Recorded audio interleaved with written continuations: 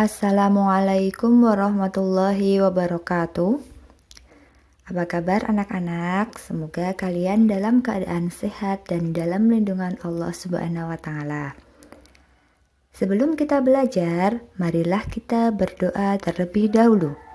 Berdoa mulai. A'udzu billahi minasyaitonir rajim. Bismillahirrahmanirrahim. Rabbi shrahli sodri wa yassirli amri wahlul 'uqdatam min lisani yafqahu qawli. Rabbi zidni ilma warzuqni fahma. Amin ya rabbal alamin. Hari ini kita akan belajar tentang tolong-menolong dan gotong royong yang ada dalam muatan pelajaran PPKN KD 3.4 serta sifat benda, yaitu yang ada dalam muatan pelajaran Bahasa Indonesia KD 3.1. Tujuan pembelajaran pada hari ini adalah: yang pertama, peserta didik dapat menceritakan pengalaman dan alasan menolong orang lain. Yang kedua, menjelaskan pengertian gotong royong. Dan yang ketiga, menyimpulkan sifat benda. Kalian pasti pernah menolong ataupun ditolong orang lain kan? Apakah kalian tahu arti tolong menolong? Ya, tolong menolong adalah perbuatan saling membantu. Mengapa kita harus tolong menolong? Ya, karena kita adalah makhluk sosial, tidak dapat hidup sendiri, dan pasti perlu bantuan orang lain. Jika kita tidak pernah menolong orang lain juga tidak akan membantu kita. Kita harus menolong dengan ikhlas. Mari, tolonglah siapa saja yang membutuhkan pertolongan. Sekecil apapun bantuan yang kalian berikan akan sangat berarti untuk orang lain. Sebagaimana firman Allah Subhanahu wa taala dalam Quran surat Al-Maidah ayat 2 yang artinya, "Dan tolong menolonglah kamu dalam kebajikan dan takwa. Dan janganlah tolong menolong dalam berbuat dosa dan pelanggaran.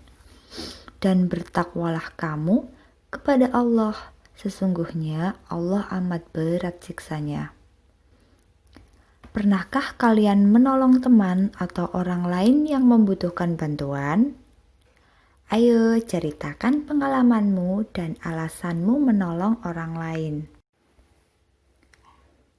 Tolong menolong dapat dilakukan di sekolah, misalnya pada saat melakukan kegiatan praktikum atau pengamatan terhadap suatu benda. Seperti contoh berikut. Ahmad mendapat tugas dari Ustadz untuk melakukan percobaan untuk mencari tahu sifat-sifat yang dimiliki oleh benda padat, cair, dan gas. Ahmad lupa tidak membawa mangkok. Kemudian Amir mengajak Ahmad untuk bergabung bersama kelompoknya untuk melakukan percobaan bersama. Percobaan pertama adalah tentang sifat benda padat. Alat yang dibutuhkan antara lain pensil dan penghapus, serta gelas dan mangkok. Langkah percobaannya, yang pertama, kita siapkan alat dan bahan, yaitu ada pensil, penghapus, gelas, dan mangkok. Yang kedua, memasukkan pensil ke dalam gelas, seperti pada gambar ya. Kemudian yang ketiga, memindahkan pensil ke dalam mangkok. Nah, pensil yang ada dalam gelas itu kemudian dipindahkan ke dalam mangkok.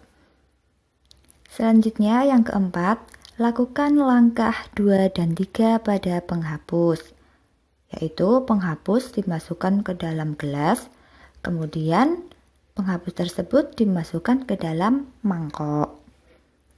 Dari hasil percobaan tersebut, dapat disimpulkan bahwa berdasarkan bentuknya, benda padat mempunyai sifat yang tetap, karena meskipun ditempatkan di tempat yang berbeda, bentuknya tetap atau tidak berubah.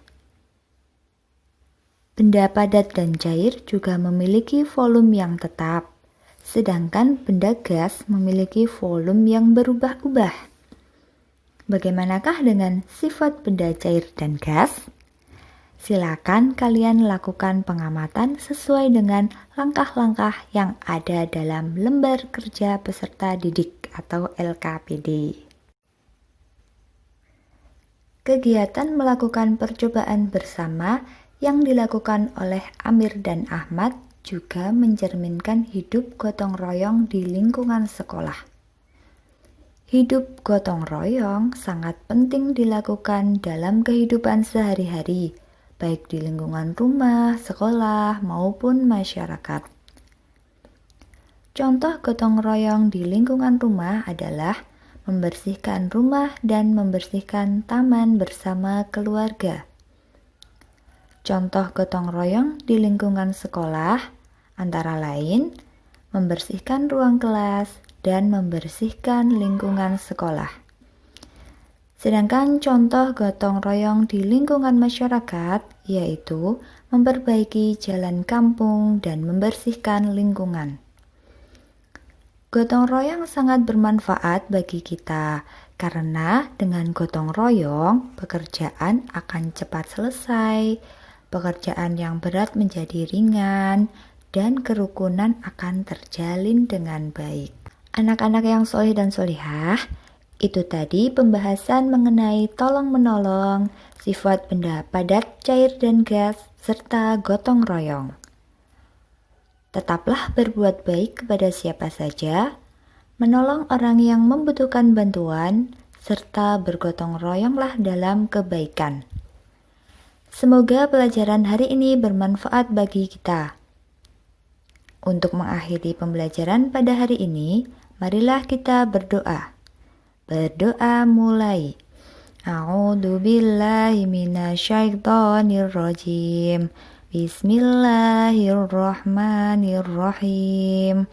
Wal 'asri innal insana lafi khusrin illal ladzina amanu wa 'amilus solihati wa tawashaw bil haqqi wa tawashaw bis sabr.